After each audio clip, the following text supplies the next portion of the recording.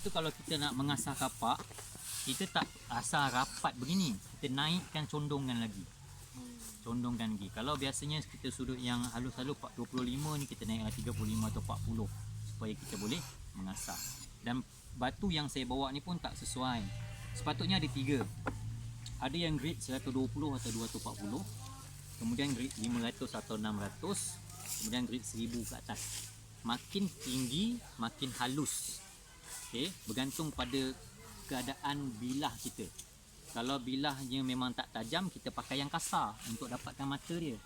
Kemudian pakai yang lebih halus untuk menghaluskan lagi. Dan akhirnya pakai yang lebih halus lagi 1000 ke atas untuk tutup balik cantik-cantik dia punya tu. Yang finishing. Okey.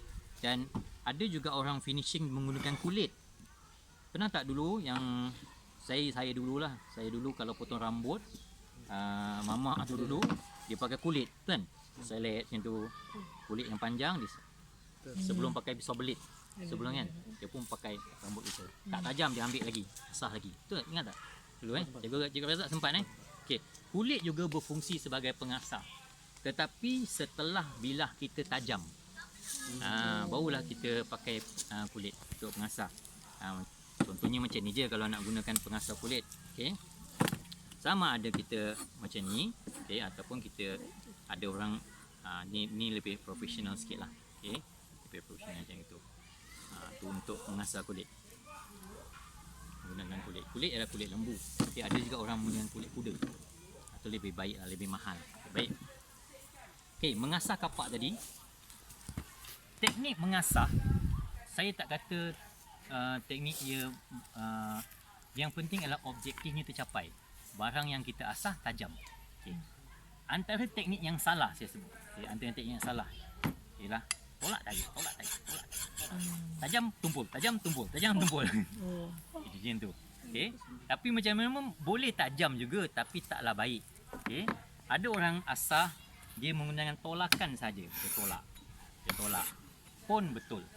Ada yang menggunakan tarik saja. Tarik pun betul. Ada yang tolak dan tarik. Okey. Cuma teknik saya kalau saya mengasah, saya ambil daripada hujung, bawa sampai ke pangkal, tolak dan tarik.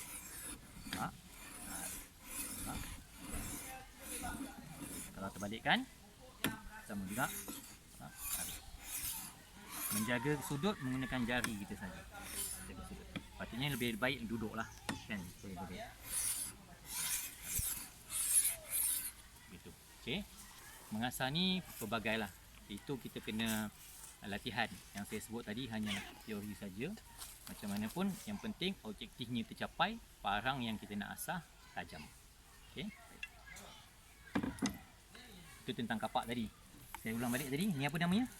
Bahu, tumit, pipi atau pipi, mata. Baik. Okey. Tentang pisau pula. Tentang pisau. Okey, cikgu tengok parang yang ini dengan parang yang ini. Bilah yang ini. Okey, apa yang ketara perbezaan tentang besinya? Warna. Okey, warna. Tahan karat tak karat. Okey, karat tak karat. Okey, baik. Tebalan ni. Tebal hampir. Okey, baik. Panjang pendek. Ada lagi yang saya nak cikgu nampak. Bentuk dia. Sik kata tu. Okey, bentuk ya. Ada satu lagi. Ada lagi.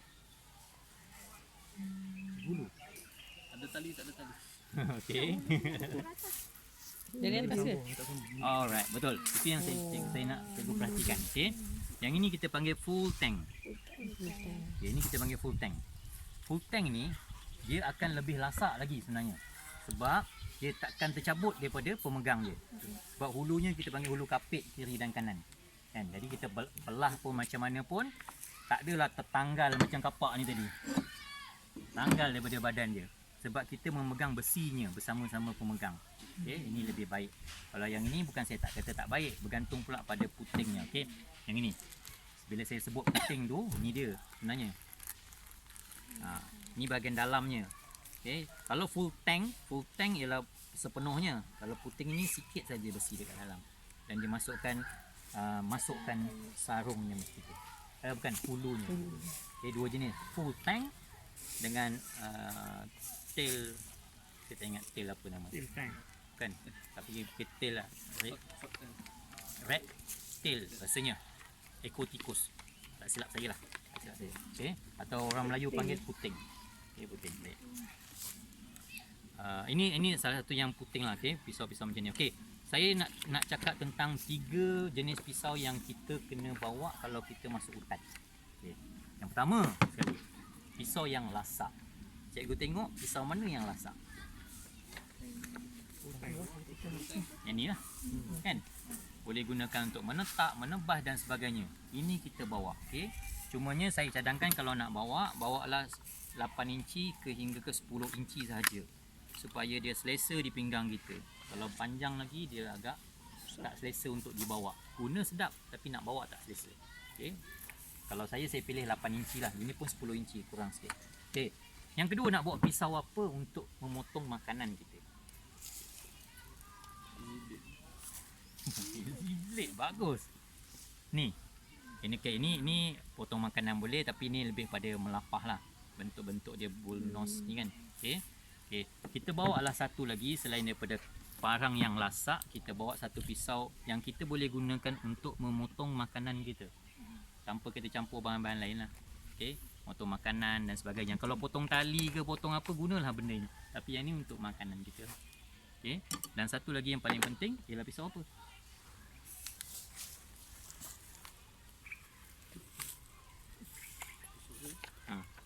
Siapa yang paling penting ni? Kalau cikgu nak bawa pisau apa satu lagi? Ni Pocket knife. pocket knife. Saya tak bawa dah sebab saya dah ada ni. Tu yang Saya dah hijau. ada ni. Oh, saya tak bawa pocket knife ni. Yang hijau. Yang mana? Yang hijau dah ada yang ni. Tak payah bawa lah. Ngasah dia. Ini. Ni yang ni. Sama je. Pengasah pisau. Okey. Okey, tak pisau apa satu lagi? Pisau nak bawa. Okey, yang paling penting sekali kita bawa apa namanya ni? Kita panggil neck knife. Pisau di leher. Ini juga adalah neck knife sebenarnya. Cuma saya dah ada yang ni, jadi saya tak gantung lah. Ini saya letakkan di pinggang kalau nak. Betul kan? Tapi neck knife ini, pisau ini hilang sebab kita terjatuh dalam gaung, masuk dalam sungai contoh. Ada tergantung satu lagi kat sini. Jadi pisau neck knife ini biasanya disertakan atau kita bawa sekali dengan magnesium rod. Kita panggil fire starter lah. Fire starter. Dia untuk pendek je, mbak. Kan? Fire starter ni penting. Boleh bawa lighter, tapi kalau lighter basah kena keringkan. Kalau bawa mancis lagi kembang, kan? Fire starter ni tarik je, dah keluarkan dia punya magnesium dia. Ambilkan bahan bakar kita. Bahan bakar boleh buat daripada apa? Yang kalau kita nak bawa dari rumah. Kalau kat sini rumput-rumput lah. Kalau cikgu lah, kalau saya pergi hiking, saya bawa apa agak-agak yang senang terbakar. Sabut. Sabut. Tisu. Bakar. Sabut tak? Sabut. Saya bawa kapas. Kapas, bukan putik kapas, cotton ball tu. Kan, cotton ball tu, okey. Kemudian kita saya akan bawa olive oil yang minyak rambut tu. Kita tuangkan pada kapas, bola kapas tu, dan bila kita nyalakan gini senang je hidup dan dia lebih tahan, apinya tahan lebih lama berbanding kalau kita hidupkan pada kapas kosong macam tu, dia cepat je habis. Okey, ataupun kalau cikgu pernah dengar Vaseline, pernah dengar? Vaseline tu yang dalam kotak tu kan, apa? Petroleum gel. Petroleum gel, betul. Petroleum gel. Kan. Orang gunakan kalau bibi pecah kan, tu kita calitkan, tu bakarnya lebih tahan lama. Okey, bakar lebih tahan. Okey, baik. Okey, satu yang saya nak sentuh ialah tentang Horning Road. Ini kenal tak? Pernah tengok tak? Kat mana biasa kita tengok? Chef. Kat pasar. Orang buat macam ni kan? Buat macam ni. Betul? Lepas tu dia potong daging. Okey. Apa fungsi ni? Tajamkan pisau. Mengasah. Mengasah. Okey, salah sebenarnya. Okey. Ini Menghalus. bukan untuk mengasah. Menghaluskan. Horning ni ialah untuk meluruskan kembali mata pisau. Okay. Mata pisau ni bila kita dah potong kulit dan sebagainya, dia akan jadi bengkok sebab hujung ni tajam dan dia halus kan. Dia akan bengkok-bengkok dan kadang-kadang terlekat lemak, jadikan pisau kita kurang tajam.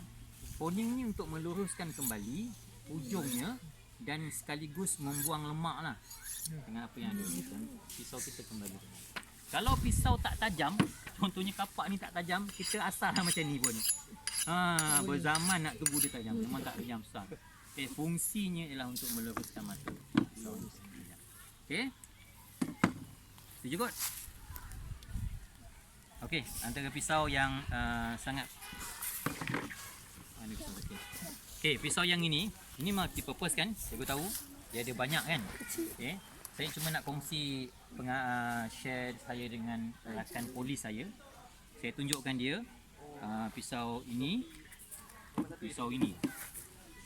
Salah tak bawa dua-dua pisau ni